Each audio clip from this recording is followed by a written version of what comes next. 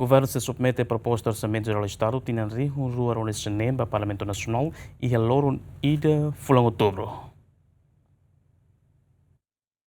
Foi encontro o Presidente da República Zeramos Horta Quintané, Primeiro-Ministro Carla Sana Guzmão Ateten, Loron ida fulan outubro, o governo submete a uma proposta de orçamento geral do Estado, tendo em rua no Senemba, Parlamento Nacional, a tubele a rua halo on audiência pública. Se o governo reconhece o orçamento geral do Estado, batinem oin, se ia problema para, também o orçamento do Ministério de Finanças atribui no orçamento adicional para cada ministério sira barak maksei coa. Ao mesmo tempo, o Presidente deu a mexer o que os irmãos a mexer discute e o Conselho de Ministros deu mexer o que o orçamento foi para o Parlamento, orçamento para 2026. Esse problema barak também ao corre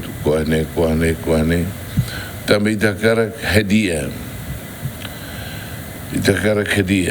Teto indicativo global de despesas anual para o Orçamento Geral do Estado tem em Rio Nacional estabelece a bilhão ida ponto o aluno de Lima, onde a distribuição teto orçamental agregado para a administração central e Orçamento Geral do Estado baseado no setor estratégico CIRA define o programa governo no plano estratégico de desenvolvimento. O teto fiscal porcento do número regional aloca para o setor quadro institucional, porcento anual regional para o setor capital social, porcento anual regional para desenvolvimento de infraestrutura, no porcento rito para desenvolvimento econômico, no porcento ida para boa governação no combate à corrupção.